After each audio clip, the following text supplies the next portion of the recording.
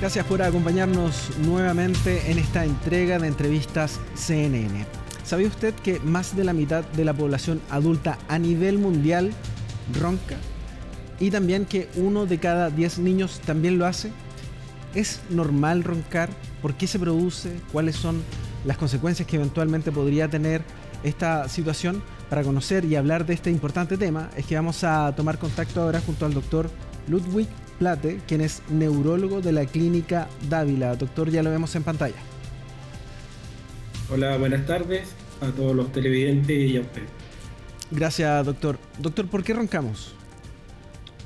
Bueno, lo primero que hay que tener en cuenta es que roncar no es algo normal, ¿ya? Antes se consideraba como una cosa incluso de cualidad de dormir mejor, pero la verdad es que el ronquido es un síntoma, es un signo también, pero que puede constituir una enfermedad o una patología y que nos puede llevar eventualmente a problemas de salud que pueden ser bastante serios. Es una señal de advertencia, entonces. Es una señal de advertencia, es un síntoma que uno debe tener en cuenta para que en caso de persistir y de ser muy severo, consultar con un especialista, un neurólogo o especialista en sueño, si esto constituye una patología y cuál es el mecanismo o la conducta a seguir. El problema del ronquido es primero que nada, un ronquido es un ruido que se emite la persona, ¿cierto? Que es un trastorno cuando uno está durmiendo, principalmente se produce una obstrucción de la vía aérea superior, va a generar una turbulencia en la columna aérea que está ingresando y van a vibrar alguna estructura anatómica originando el sonido del ronquido, principalmente las partes blandas, la úvula, ¿cierto? Y el paladar blando, y eso origina el ronquido. Y este es el primer síntoma de alarma que nos puede llevar a una serie de patologías. Claro, ya vamos a ahondar en aquello, doctor, pero le quiero preguntar, ¿cuál es la causa desde los estudios clínicos de por qué finalmente se produce esta situación? ¿Tiene relación con, por ejemplo, un tema anatómico? ¿Tiene relación con la posición en la cual dormimos? ¿O tiene relación, por ejemplo, con el estilo de vida? Hay una sumatoria. La verdad es que primero partimos con una base genética, es decir, hay gente que viene con una predisposición desde nacimiento y eso tiene que ver con una estructura física, con la columna cervical, con la forma de la faringe, la disposición que tiene la columna, que va a hacer que sea más predominante en cierto tipo de población el ronquido y las posibles patologías posteriores.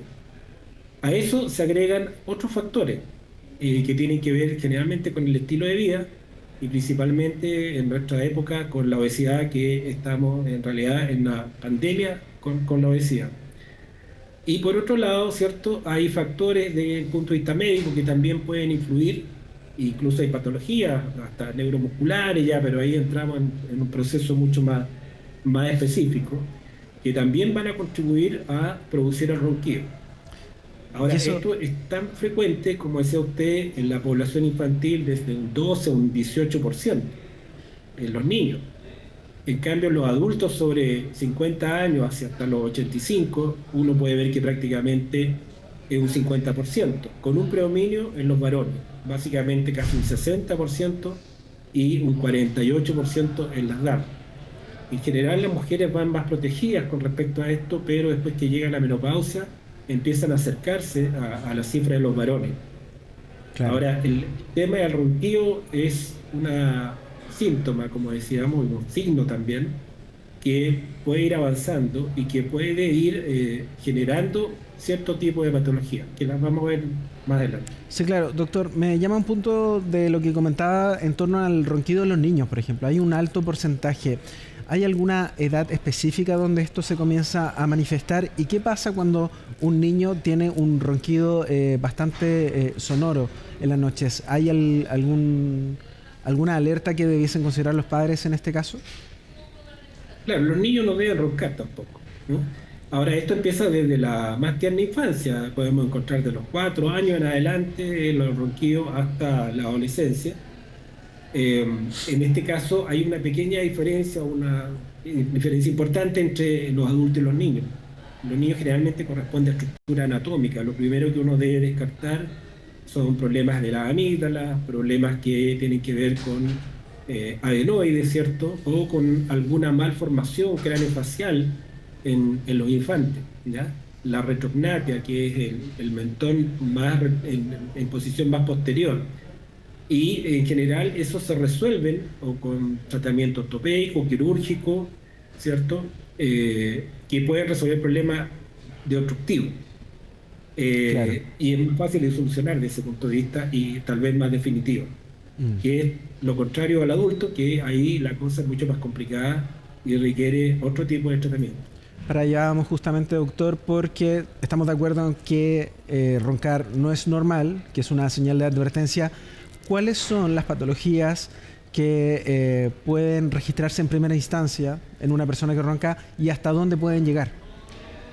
Claro, partamos por lo más básico, que es la broncopatía primaria, que es aquel paciente que en realidad solamente ronca, que no está haciendo un fenómeno obstructivo, no está haciendo apnea, no tiene mayores problemas o consecuencias aparentes dentro del estudio.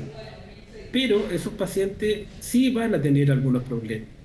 Y lo que se ha visto es que el ronquido de algún modo va a dañar el endotelio vascular y se van a producir lesiones vasculares en el tiempo que van a terminar dañando esas arterias y que van a producir que se vaya produciendo un estrechamiento del lumen, es decir, del espacio donde circula la sangre y que lentamente se va obstruyendo. Ahora, también esto puede producir más problemas y empezar a producir lo que se llama un aumento de la presión intraesofágica, ¿cierto? Y producir un problema de resistencia en la vía aérea superior y que se manifiesta porque el paciente duerme, pero con este malestar que tiene, con esta presión, empieza a tener despertares o microdespertares en la noche, con lo cual disminuye su etapa profunda de sueño y el paciente amanece cansado a pesar de dormir una buena cantidad de horas. Sí, totalmente, que Y parece ser... finalmente Sí. tenemos el paciente que puede llegar a la apnea obstructiva del sueño. Y eso ya es como la etapa mayor y la que causa más problemas. Es muy común ese comentario, doctor, de las personas que dicen dormí 8 hasta 9 horas, pero aún así me siento cansado. Puede ser también ese un factor. Le quiero preguntar sobre, ya una vez conocido este diagnóstico, ¿cuáles son los tratamientos para una persona que ronca por la noche? Bueno, los tratamientos van a ser diferentes de acuerdo al grado de severidad. Nosotros hablábamos de una roncopatía primaria, que es el paciente que solamente ronca, o el paciente que también está haciendo algún problema de resistencia en la vía aérea superior y que todavía no tiene graves consecuencias. Ahí tenemos varias cosas que se pueden hacer. Hay tipos de ejercicios miofaciales que lo hacen los fonoaudiólogos principalmente y que lo que hacen es mejorar la estructura muscular que está todavía, digamos, en forma, está sana, y eso se puede mejorar y el paciente podría lograr dejar de roncar. En algunos pacientes, específicamente también, sobre todo en adultos, a veces la cirugía otorrinológica podría, si tiene una amígdala grande, todavía tiene una úvula muy grande que está colgando, uno podría ayudarlo en ese punto de vista. El problema es cuando el paciente ya llegó a tener la obstrucción y Claro. empezamos a tener apnea obstructiva del sueño.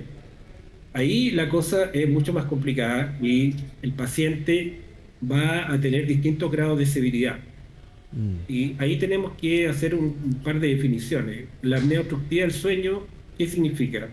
Significa que una persona deja de respirar durante más de 10 segundos. Nosotros respiramos varias veces en la noche, desde 12 a 20 veces por minuto. Y si uno deja de respirar más de 10 segundos, se empieza a producir una caída en el oxígeno dentro de la sangre. Y ese es un síntoma de alerta de la persona, de que se está ahogando. Entonces empiezan los mecanismos internos para que uno pueda volver a respirar. Mm. Y el paciente empieza a hacer un esfuerzo respiratorio. Ahora, ese proceso puede ir de los 10 segundos hasta 1 minuto, hasta 2 minutos hemos visto nosotros, en que el paciente deja de respirar.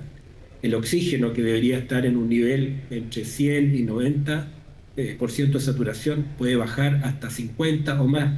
¿Ya? Eso puede tener una consecuencia mortal. Claro, Así para de allá graves. estamos yendo. Entonces, esta falta o baja de oxígeno, en realidad, va a producir una serie de alteraciones, ¿no? no solamente va a generar este mayor esfuerzo respiratorio del paciente, que va a tratar de sacar el aire, logrando subir el diafragma y apretando las costillas para poder expulsar el aire. Y lo va a lograr en algún momento. Pero eso genera además que la presión dentro del tórax aumenta.